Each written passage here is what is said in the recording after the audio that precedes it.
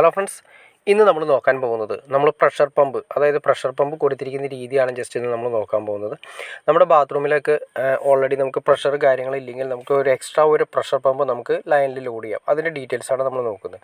ഇത് കണ്ടാൽ നിങ്ങൾക്ക് അറിയാൻ പറ്റും, ഇതിപ്പോൾ ഓൾറെഡി വന്നിരിക്കുന്ന ടാങ്കിൽ നിന്ന് ഒരു സപ്ലൈ ഈ ഇതിലേക്ക് ഒരു വാൽവ് വഴി, 1 ഇഞ്ച് വാൽവ് വഴി നമ്മൾ ഈ മോട്ടറിലേക്ക് കൊടുത്തിരിക്കുന്നു. അതിനുശേഷം നേരെ ഔട്ടാണ് വന്നിരിക്കുന്നത്. ഔട്ട് 1 ഇഞ്ച് വാൽവ് വഴി കൺട്രോൾ ചെയ്തതിന് ശേഷം നേരെ വീണ്ടും ലൈനിലേക്ക് തന്നെയാണ് വന്നിരിക്കുന്നത്. അതായത് ആദ്യമേ തന്നെ നമുക്ക് ടാങ്കിൽ നിന്ന് വരുന്ന ലൈനിൽ നമ്മൾ ഒരു എടുത്തതിന് ശേഷം, ലൈനിൽ നിന്ന് സപ്ലൈ എടുത്തതിന് ശേഷം, അതായത് വെള്ളം എടുത്തതിന് ശേഷം അതുവഴി ഔട്ടിൽ കണക്ട് ചെയ്ത് പോകുന്നു. ഇതിൻ്റെ പ്രഷറിൻ്റെ ഗേജ് കാര്യങ്ങളൊക്കെ കറക്റ്റ് ചെയ്തിരിക്കുന്നതാണ്.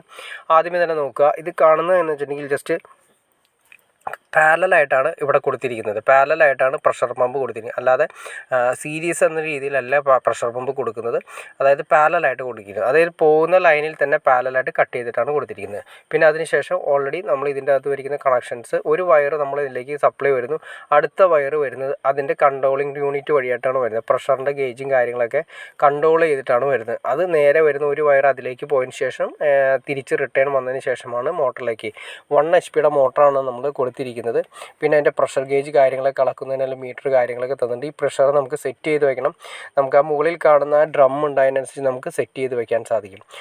പ്രഷർ ലൈൻ നമുക്ക് ഇവിടെ കൊടുത്തിരിക്കുന്നത്, നമ്മൾ ടാങ്കിൽ നിന്ന് വന്നിരിക്കുന്ന ലൈൻ ഉണ്ട്. ടാങ്കിൽ നിന്ന് വന്നിരിക്കുന്ന ലൈൻ പാരലായിട്ട് ഓൾറെഡി പ്രഷർ ലൈനിൽ, അല്ലെങ്കിൽ സാധാ നോർമൽ ലൈനിൽ നിന്ന് പോകുന്നതിൻ്റെ ഇടയ്ക്ക് ഒരു ടീ ഇട്ടതിന് ശേഷമാണ് പ്രഷർ ലൈനിലേക്ക് കയറ്റുന്നത്. ആ പ്രഷർ ലൈനിൽ നിന്ന് നേരെ അതിൻ്റെ ഔട്ട് വന്നതിന് ശേഷം വീണ്ടും തൊട്ടപ്പുറത്ത് പാരലൽ ലൈനിലേക്ക് കണക്ട് ചെയ്യുന്നു. അതായത് പാരലായിട്ട് നമ്മൾ പ്രഷർ ലൈൻ കണക്ട് ചെയ്തിരിക്കുന്നു. അപ്പോൾ ഓൾറെഡി നമ്മൾ വെള്ളം പോകുന്നതിൻ്റെ കൂട്ടത്തിൽ തന്നെ അതിശക്തമായ രീതിയിൽ തന്നെ പ്രഷർ പാരലായിട്ട് വരുന്നതിന് ശേഷം, പാരലായിട്ട് വന്ന് വരുന്ന ആ ടാങ്കിൽ നിന്ന് വരുന്ന വെള്ളം നമ്മൾ ഹൈ പ്രഷറിലാണ് പുറത്തേക്ക് തള്ളി നമ്മൾ പ്രഷർ ലൈൻ കൊടുത്തിരിക്കുന്നത്. പിന്നെ ഇവിടെ പ്ലംബിങ് കാര്യങ്ങളൊക്കെ ചെയ്തിരിക്കുന്നത് 2 രീതിയിൽ നമുക്ക് ചെയ്തിരിക്കുന്നത്. ഒന്ന് നോർമൽ ലെവലിലുള്ള വാട്ടർ വരുന്നുണ്ട്, പ്രഷർ ലൈൻ വരുന്നുണ്ട്.